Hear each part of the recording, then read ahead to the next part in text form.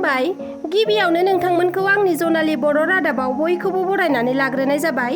दिनै 2023 मायथाइनि 7 डिसेम्बर। नोंथांमोननि थाखाय आं फुंबिलिनि गोदान खौरां लानानै फैबावलायबाय। मिजिंथियो नोंथांमोना खौरांखौ जोबजासे नायजोबलांगोन होनना। गोदान टाटा मबाइल गारिजों लोगोसे लाख लाख रांनि साल दंफांनि बाथाम हमनो हादों हाग्रा बिफाना। बिटिआरआव हाग्रा बिफाननि गोख्रों नोजोर होनायाव हरनि समाव लाख लाख रांनि बेसेन गोसा साल दंफांनि हाखावनाय बाथाम जब्द खालामनो हादों।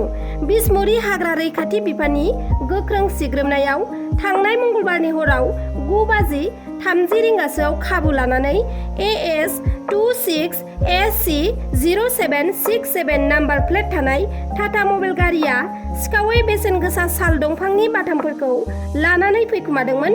नाथाय बे समावनो बिसमुरि हाग्रा रैखाथि बिफाननि गोख्रों सिग्रोमनायाव सालाकाथि ओनसोलाव गारिजों लोगोसे गासै बेसेन गोसा बाथामफोरखौ हमनो हायो। हाग्रा बिफाननि मावथिफोरा फोरमायनाय बायदिब्ला हमजानाय गारिया 10 दानसोल' जानाय, थामहिनबा दासिमबो गोदानैनो दं। लोगोसेनो गासै हमजानाय साल दंफां बाथामफोरनि बेसेनखौ खमैबो 2 लाखनिबो बारा जागोन होननानै फोरमायदों हाग्रा बिफाननि मावथिफोरा। हान्थामेला बिफाननिफ्राय मोनसे फोसावथाय। उन्दै उन्दै लाइमोनफोरा गोख्रैथिजों बाइक एबा स्कुटि जायखि जाया साखा खब्रै गारिफोरखौ जोबोद गोख्रैथियै सालायनायनि जाहोनाव कन्ट्रल गोमानानै एक्सिडेन्ट बायदि बायदि जाथाय जानानै जिउ गोमानांनाया हादराव बांनायनिफ्राय बांलांबाय। उन्दै समावनो गारि सालायना खायसे लाइमोनफोरा गाव गावनि जिउखौ खोमाना लानांबाय। बेफोरबायदि दुखुनांथाव जाथाय जानायखौ नोजोर होनानै हान्थामेला बिफाननिफ्राय होबथानायनि राहा लानायखौ नुनो मोन्दों। जाय लाइमोनफोरा 18 बोसोर जायाखै बिथांमोना बे बारनिफ्राय गारि बा बाइक स्कुटिफोरखौ सालायनो मोननाय नंला। बे गोख्रों आयेनखौ फोसावना होदों हान्थामेला बिफाननिफ्राय। जुदि बे नेमखान्थिखौ सिफायोब्ला गथ'नि सोलाय बिमा बिफाया 3 बोसोर जोबथेसालियाव थानांनायजों लोगोसे 25,000 रांनि जुरिमानाबो होनो गोनां जानो हागौ। आरो नोंथांनि गथ'नि फिसा गोरोन्थिनि थाखायनो जुदि पुलिसजों हमजानांगौब्ला नोंथांनि फोरमानलाइफोरखौ बेसेन गैयै खालामनोबो हागौ होननानै खौरां मोननाय जादों।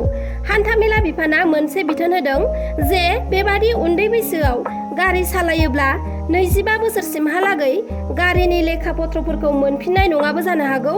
लोगोसे गथ'आबो गारिनि लाइसेन्स मोनाबो जानो हागौ। बेनिखायनो बयबो बिमा बिफाफोरा गाव गावनि फिसाफोरनो गोरोन्थियावबो गारिखौ हगारनानै दाहोसै। नङाब्ला नोंथाङा हान्थामेला बिफाननिफ्राय फोसावखानाय आयेन बादियै फिसाफोरनि गोरोन्थिनि थाखायनो जोबथेसालिनि साजाबो मोननो हागौ। लोगोसे 25,000 रांनि जुरिमानाबो होनांगोन। सासे वान्टेड दाखाथिखौ इनकाउन्टार खालामदों नगाव पुलिसआ। बे जाथायाव उमर पारु मुंनि दाखाथिया गुलि नांजानानै गोब्राब जोखोम जादों।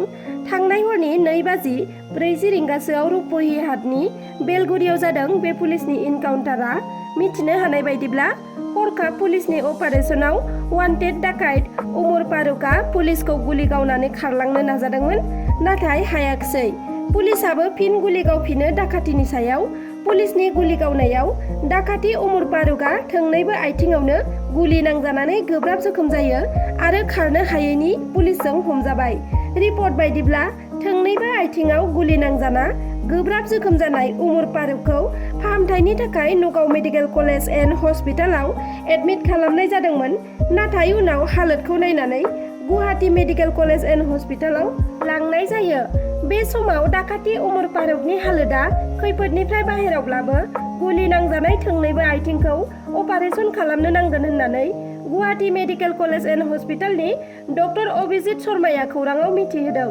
बावैसो सान सिगां मेल मिटिंफोराव BPF हान्जानि गाहाय दैदेनगिरि हाग्रामा महिलारि बिथाङा EM रेवरेवा नार्जिहारिखौ BPF दोलोआव फैफिननायनि बाथ्रा बुंदोंमोन।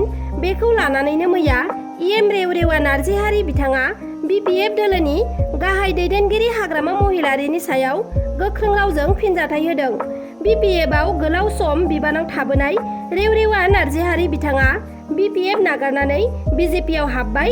सिगाङाव BPF दोलोआव सरखार सालायबोनाय समाव बिथांखौ हाग्रामा महिलारि बिथाङा माब्ला BPFनिफ्राय होखारनो हागोन बिनिल' खोथा सानोमोन। अब्लाबो आं सहायनानै पार्टियाव थाबोदों होनना फोरमायथिदों रेवरेवा नार्जिहारि बिथाङा। नाथाय दा हाग्रामा महिलारि बिथाङा रेवरेवा नार्जिहारिखौ BPFआव फैफिनजानो लुबैनायखौ नुनो मोन्दों।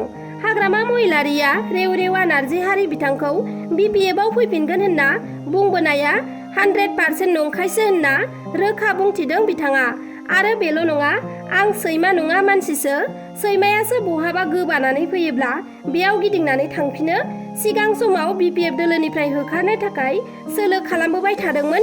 दिनैनि समाव BPFआव थाङोब्ला जेबो जाया, मानोना सरखार सालायनाया दिनैसिम 3 बोसोर थांबाय। बे 2 बोसोरावलाय BPFआ मा होनो हानो होनना गोख्रों फिनजाथाय होदों रेवरेवा नार्जिहारि बिथाङा हाग्रामा महिलारिनि सायाव। मानोना BJPआव हाबनानै रेवरेवा बिथाङा गोसो बायदि रायजोनि मोजां खामानि मावनो थाखाय सुबिदा मोनदों। बिनिखायनो BJP दोलोखौ नागारना BPF दोलोआव आं माब्लाबाबो गिदिंलांफिनला होनना खौरांनि गेजेरजों रोखा बुंथिदों बिथाङा। हिन्जाव आरो 3 बोसोरनि उन्दै गथ'साखौ नागारनानै आलफायाव जयेन जाहैदों सासे खौरांगिरिया। बिद्युत महन्त मुंनि सासे खौरांगिरिया गाव आलफा आफादाव जयेन जाहैनाय खौरांखौ फेसबुकनि गेजेरजों लिरनानै पस्ट होनानै फोसावदों। नाथाय बिथाङा मानि थाखाय परेश बरुवा दैदेननाय आलफा आफादाव जयेन जाहैखो बेखौ मिथिना मोनथ'वाखै। बिथाङा डिब्रुगड़ जिल्लानि नाहरकटियानि थागिबि। बिथां बिद्युत महन्तनि अनगायैबो गोबां गोरों लाइमोनफोरा परेश बरुवा दैदेननाय आलफा आफादाव जयेन जाहैगासिनो दं होनना मिथिना मोनदों। बर'नि आफादफोरा जोबस्रांलांनायखौ नुनो मोनदों, नाथाय गुबुन हारिनि आलफा आफादा राफोदनिफ्राय राफोदसो जाबोसिननायखौ नुनो मोनदों। नाथाय मा जाहोननि थाखाय आलफा आफादाव गोबां गोरों सुबुंफोरा थांनानै जयेन जाहैखो बेनि गुबै जाहोनखौसो मिथिना मोननाय जायाखै। नोंथाङा नुफेरबायना माब्लाबा रंजा बाजा मोसानायजों बेरामि फाहामनो हानाय? बङाइगावआव मोनसे खोमसि फोथायनाय जाथाया सोराङाव फैदों। गंसे न'खरा खोमसि फोथायनायाव गोजावदों। बे खोमसि फोथायनाया बेसेबांबा गिथावना महर लानो हमदों। बेरामिया थैनायजों जुजिबाय थानाय समावनो अजानि खोथा लानानै न'खरनि सुबुंफोरा दामनाय देनाय आरो मेथाइ खननाय मोसानायजों फाहामथाय होनो नाजादों न'खरा। बेबादिनो 1 सप्ता सोलिदोंमोन बक्कर आली मुंनि सासे सुबुंनि बेरामनि फाहामथाय होनाया। बेबादि खोमसि फोथायनायाव बेरामिनि जिउआबो जोबनो हागौ। जाय समाव बेरामिनि फाहामथायनि थाखाय मेडिकेलाव लांनांगौमोन, बे समाव न'खरा डक्टरनाव लाङाबालानो अजा नायना अजा बुंनाय बायदिनो बेरामिखौ सिलायाव फुथुना कम्बल मेरायना दोनो आरो सोरगिदिं माइक, किबर्ड, थफ्ला बायदि दामग्रा देग्राजों मेथाइ खनना मोसायो, रंजायो, बाजायो। गोबां मोसाखावरिफोरा सोरबाबा नागिननि मोसादों, सोरबाबा बायदि रोखोमनि मोसादों। बेबादि मोसानायजों फाहामथाय होनो नाजानाया बेसेबांबा सोमोनांथावना। बेबादि खोमसि फोथायनायनि गेजेरजों फाहामथाय होनाया ससियेल मिडियायाव भाइराल जानायखौ नुनो मोननाय जादों। बे भिडिअखौ नुनानै जों मिथिनो हायोदि जोंनि आसाम रायजोआव गोबां सुबुङानो खोमसि फोथायनाय दं होनना। नाथाय बेबादि अजा बेजाजों नायनायनि सोलाय डक्टरनाव लांनाया गोनांथिसिन होनना आं सानो। दिनैनि खौराङा बेखिनियानोमोन। नोंथांमोना जुदि आंनि खौरांखौ नायनानै मोजां मोनदोंब्ला अन्नानै लाइक, शेयार, साबस्क्राइब खालामना होगोन होनना मिजिंथिबाय। एसेनोसै, गोजोन्थों।